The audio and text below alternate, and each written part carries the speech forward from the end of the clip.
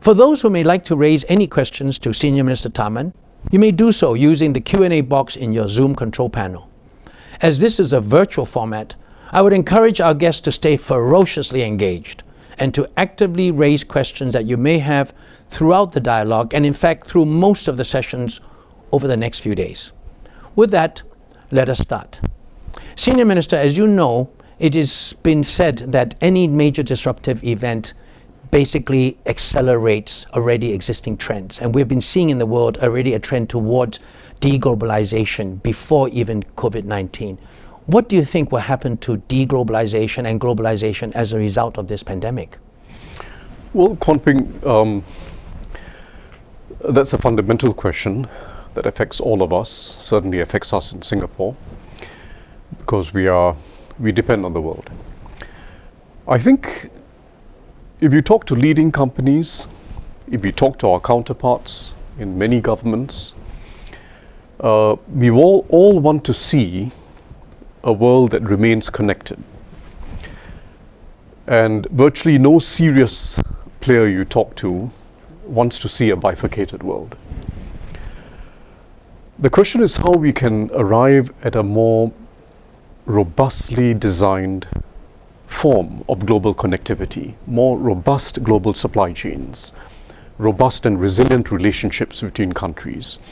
And again, talking to the leading companies, talking to our counterparts, it's entirely possible. We've got to avoid the extremes.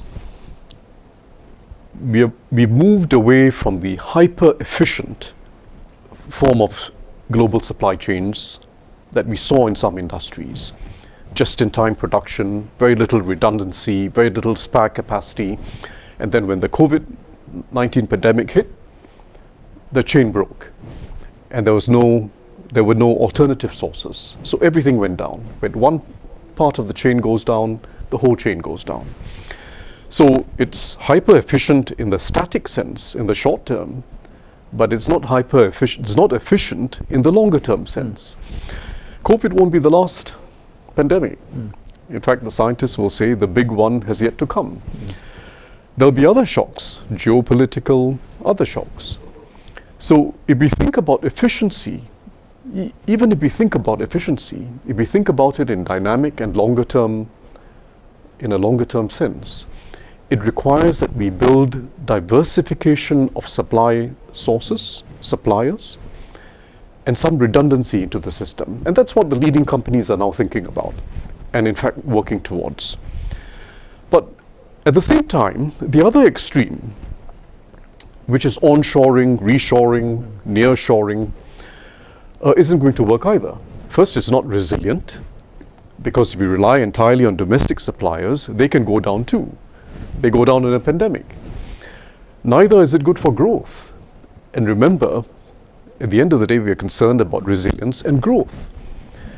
And the leading companies want to grow by being plugged into the world, plugged into global markets, and also being able to take advantage of capabilities around the world.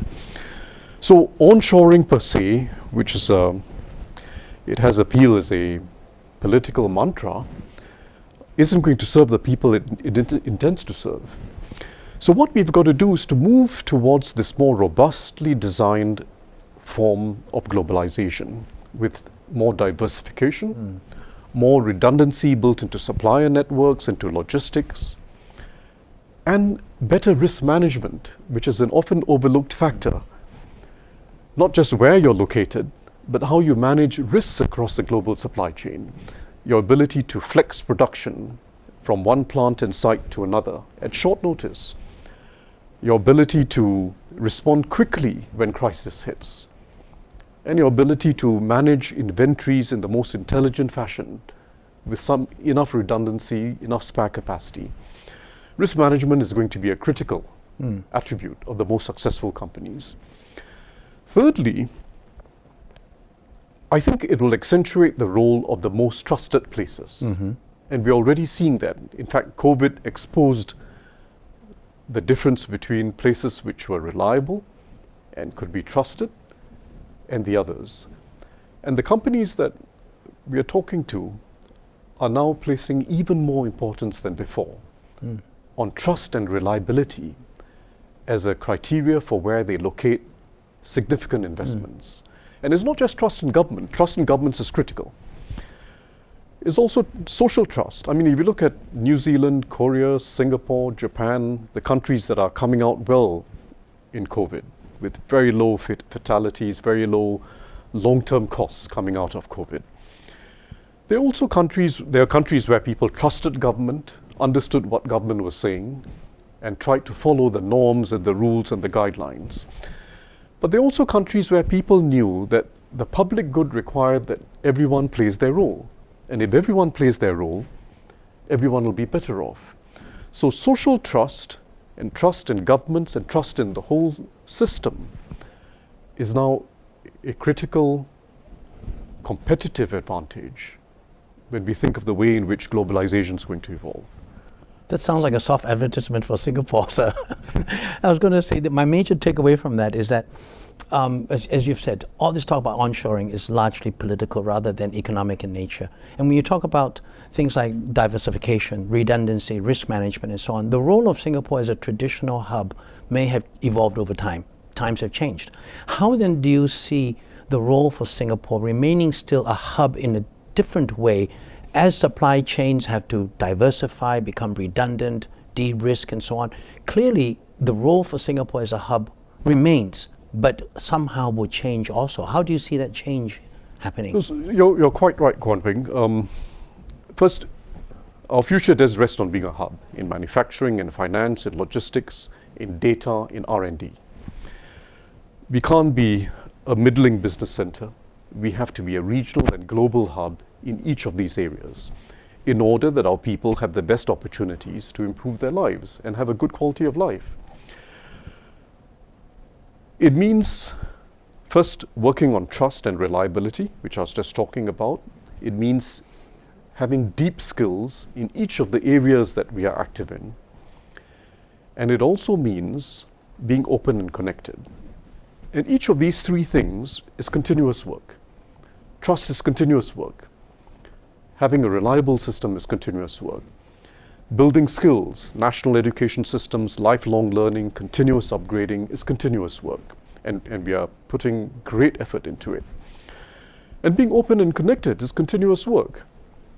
Trade and investment, and in fact we are amongst the most active players internationally and in the region in striking bilateral deals, plurilateral deals, multilateral deals. But openness also involves openness to people. And that's the most challenging task that every society faces. Quite different from openness to trade and investment. And in managing that in Singapore, we need clarity. Clarity on our objective, which is to maximize opportunities for Singaporeans. That's our objective. It's not growth per se. It's about maximizing opportunities for Singaporeans. That's our objective. Clarity with regard to the economic strategies required to achieve that, which has to be that we are competitive and successful as a hub economy. That's the only way we're going to maximize opportunities for our people. Not just people at the top, but people across our whole workforce. Singapore has to be successful and competitive as a hub economy. And clarity that the two things are related, that we can only maximize opportunities for our people if we are successful and competitive as a global hub. If we are a middling business center, or we think we can get growth out of a domestic economy, not only will we not be able to grow opportunities, but more Singaporeans will leave the place. And in fact, we already have a significant number of Singaporeans working in New York, San Francisco, London, Hong Kong, and more will leave. So that's clearly not an option. But by the same virtue, we cannot sustain our openness if we do not provide enough opportunities for our own people. It's not socially or politically sustainable. So the two things go together. We've got to work at openness and connectivity and staying open to flows of people, but we've got to manage it, and we've got to ensure that there are real opportunities for people. No society can be blindly open. It's not sustainable. But how do you manage openness? And how do you ensure that opportunities are really being created through openness? It's more of an art rather than a mechanical task. And that's what is a key challenge in economic and social policy, which we are completely focused on. Keep developing Singaporeans at every skill level.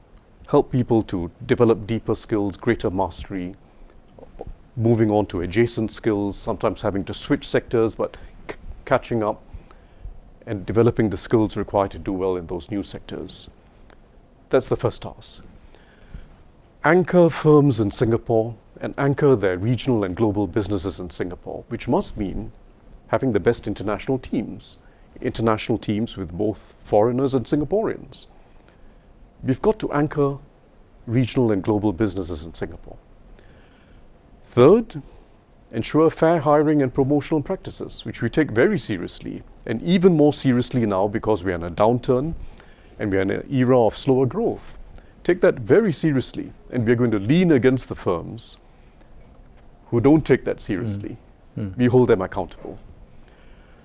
Fourth, I would say we've got to be mindful also about the need for adequate diversity of nationalities, even amongst the foreigners who are with us. Avoid significant concentrations of one nationality. And that too is something that we're talking to firms about. And I would say, fifth, we've also got to control the overall number of foreigners relative to the locals we have. If we want to preserve openness to the top tier talent and entrepreneurs, we've got to control the overall numbers and make sure that the broad middle in our society and those at the lower income,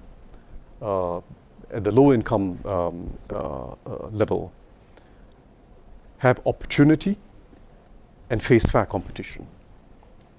So control the overall numbers, go for diversity, develop Singaporeans to the mostest, and make sure that firms have incentive to have regional and global teams in Singapore with both foreigners and locals within them.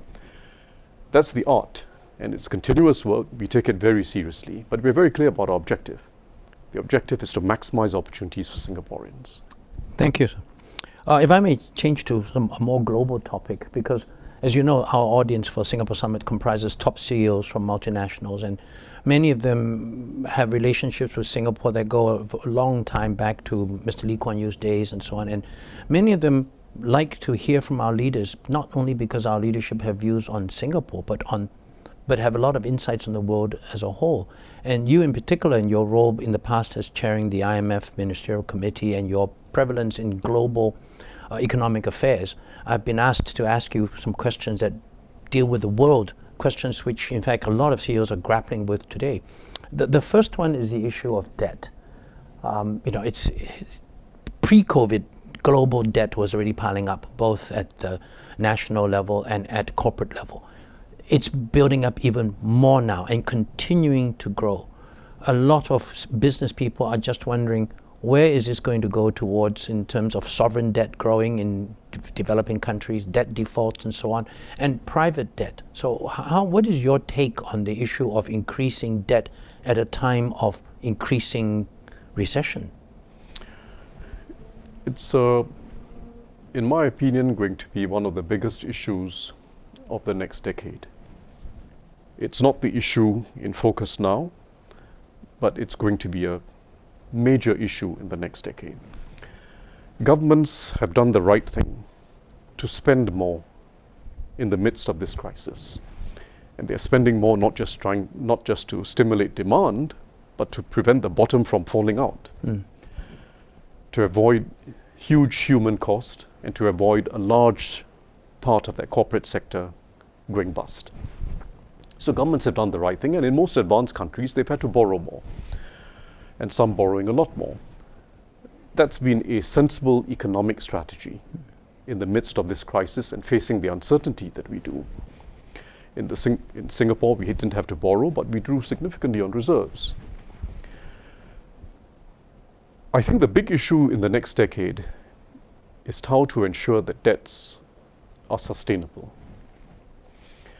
I don't believe that, first, it's quite obvious that you can't keep increasing your debts, but I don't believe that the new high levels of debt that many countries are now moving towards are going to be sustainable without imposing a significant cost on growth as well as equity within their societies. It's not like the post-war period. In fact, after the Second World War, many of the advanced countries started with very high levels of debt. United States, UK, many European countries. But they brought it down dramatically over 30 years. How did they do it? Rapid growth and inflation. And both of those are not possible anymore. Rapid growth is no longer possible. These are now aging societies. Productivity growth is much lower than before. And inflation is not going to be tolerated by older societies. They may be tolerated when societies are young and everyone's incomes are going up. It's not going to be tolerated now. So that option isn't there. Neither can we assume that today's very low interest rates will remain low forever. Economists have a range of scenarios, but it'll be imprudent for policymakers to assume that. At some point, interest rates will normalize. We don't know exactly when, but at some point it'll normalize. And the OECD and others have done some simulations to show that even a modest normalization of interest rates at much higher levels of debt to GDP ratios will impose a significant cost within government budgets, which means either you cut back on other expenditures or you've crowd out someone else. Something else has to be crowded out in growth. So I think the real task is going to be fiscal reform.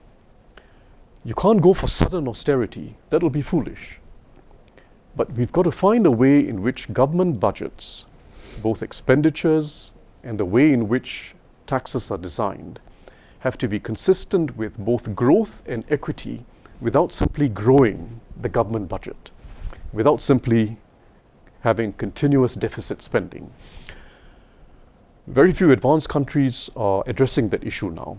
Germany is actually, Germany is one of the few advanced countries that runs a primary surplus. Italy does too, a primary budget surplus. Italy had no choice, they have to. But it's a very serious issue. They're going to need fiscal reforms, not simply cutting down spending, but quality spending and ways of raising revenue that don't dent growth. How do we incentivize higher levels of private investment? Because that's at the core of slow productivity growth, and that's at the core of secular stagnation, which is a real risk. How can you design government budgets so as to defy secular stagnation, reignite the animal spirits, and allow private investment to serve public purpose, including private investment in infrastructure, in digital connectivity, and other areas that serve the public purpose? That's the big challenge, and ensuring that we are preparing for a sustainable economy, which is not an issue for the long term. It's already an issue today.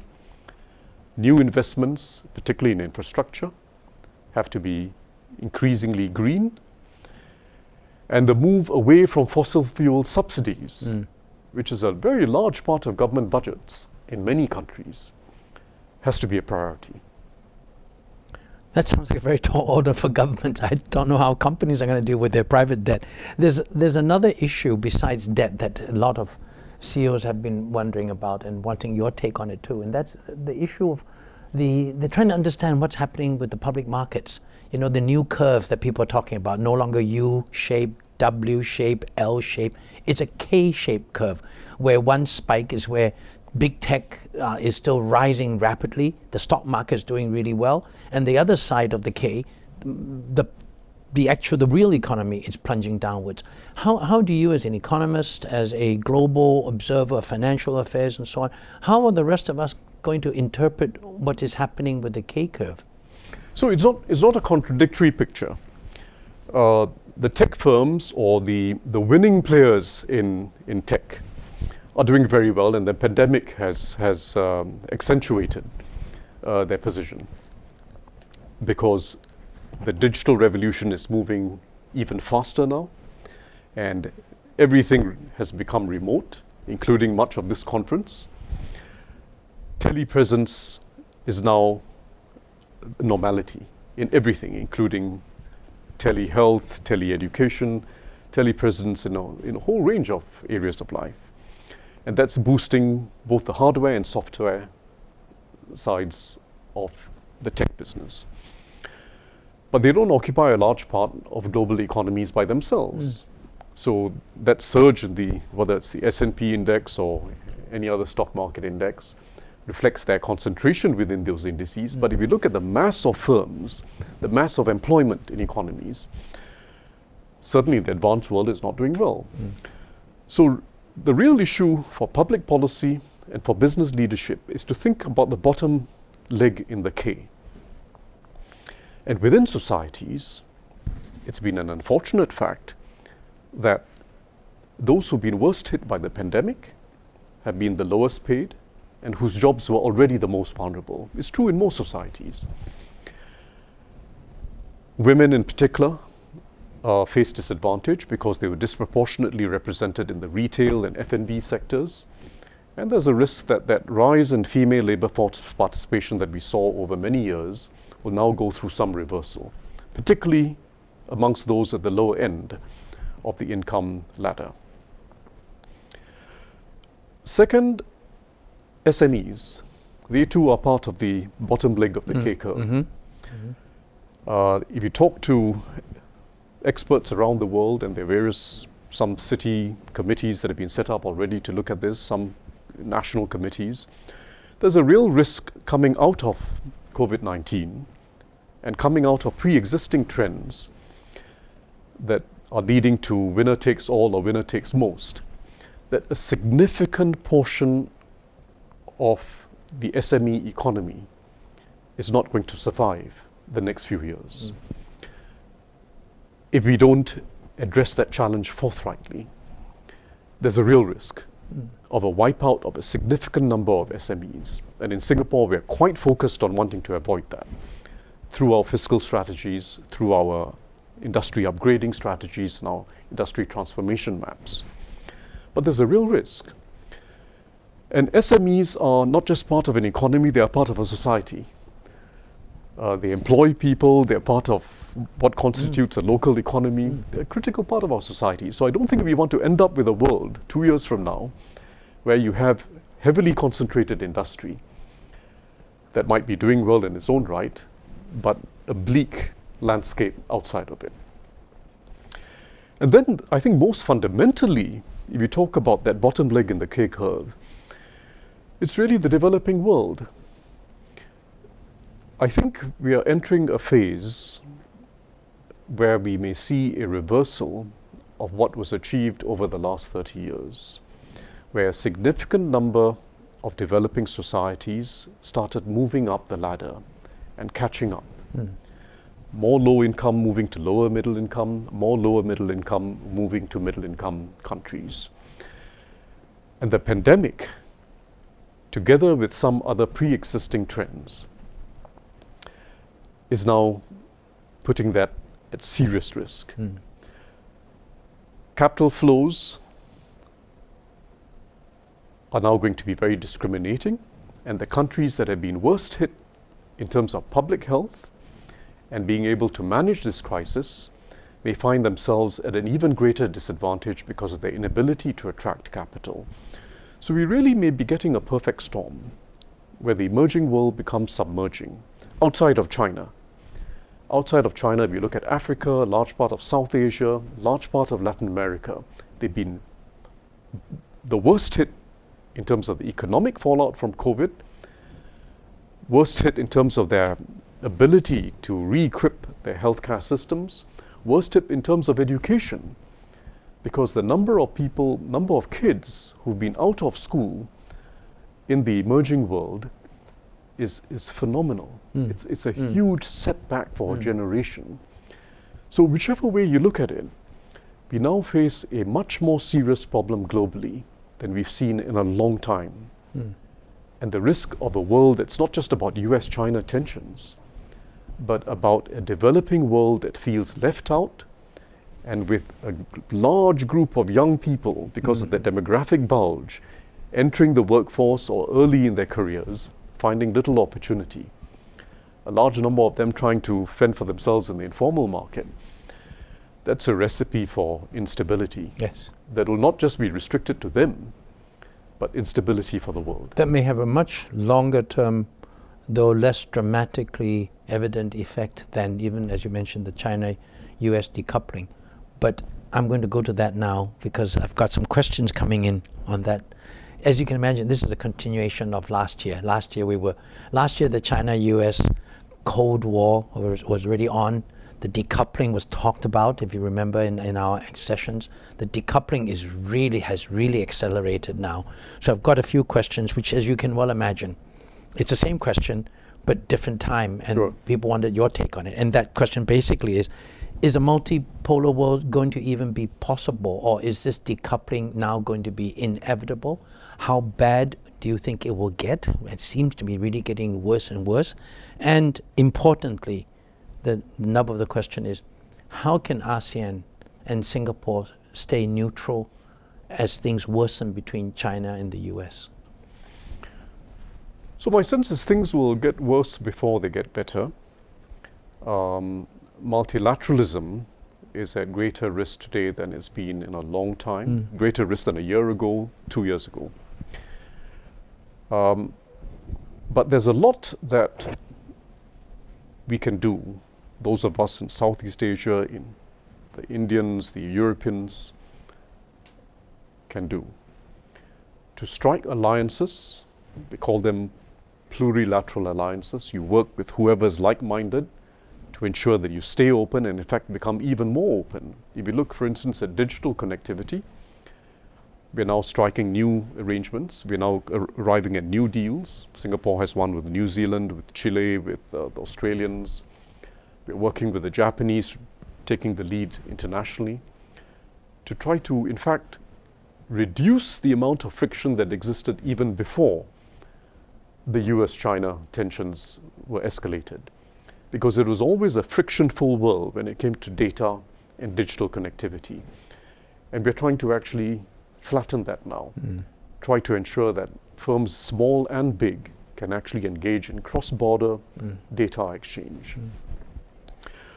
So there's a lot that can be done. There's a lot that can be done in terms of sustainability. So it'll take a while for the US-China tensions to subside.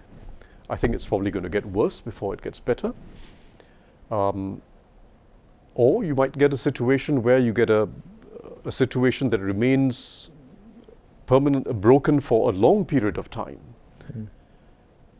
without literally becoming a new economic Cold War, without it literally arriving at a new economic Cold War. We could get fragmentation, but I think there's enough space for the rest of us to continue to find ways of having win-win partnerships, including with China and with the United States. I find it very hard to imagine global businesses retreating from China. It's a very large market, and it is still a market with significant growth. I find it very hard to imagine them retreating from Asia. They'll be reorganizing their business in Asia, more China plus one strategies. But businesses want growth. And I think that's very likely to continue. Well, at least that's a word of optimism at a time when everyone is so worried about this. I think we probably have time for one more question. I have a question that actually goes back to what you were talking about earlier when you talked about how the pandemic is going to really destroy a lot of SMEs. The private sector is going to be very hard hit. At the same time, we talked about how governments incurring more debt and so on. This question is a very interesting one. It's about whether you think in Asia in particular, and perhaps even the rest of the world, the state is going to be playing a much larger role as a result of COVID, partly because of the decimation of the private sector, partly because of the crisis that's going to arise. What does that mean in general? What are the implications if the state plays a much bigger role and the private sector begins to retreat? Do you see any implications from that? I think the state will inevitably have to play a larger coordinating role. As I mentioned earlier, I don't think it's sustainable for the state to play a larger role in terms of ever-increasing budgets. But it will have to play an increased coordinating role to ensure a market economy can function well and to ensure that society can stay cohesive. And it means first working together with industry, unions, educational institutions to ensure that people who lose their jobs can get new jobs quickly, which doesn't happen quickly or naturally in a marketplace. You need coordination. Second, it involves ensuring that the digital platforms and other platforms that help SMEs are in place. Again, large firms don't naturally have that incentive to put that in place, but the state has to play that coordinating role. And very importantly too, the state has to play a role in keeping trust in society, avoiding divisiveness. There are some societies where divisiveness is on the rise and where the state may even be accentuating it. But we've got to ensure that that role of the state to keep the center strong in society and to find every way in which contending parties can find some basis for consensus. That role too has grown. Thank you. We come to the end of our session, so if I may put a trick question to you. We're meeting in rather strange circumstances, as we all know this year now. Certainly next year, when we hold Singapore Summit again, I hope it'll be a lively affair with several hundred people and you have the opportunity to mingle and so on. In your view, if you were to look ahead, 1 year from now, what do you think will have been the most significant change? I don't refer to November, leave that out. But in terms of global economic change, when we meet again with all our audience 1 year from now, what would you say would be your biggest takeaway as the biggest change that has happened to the whole world as a result of COVID?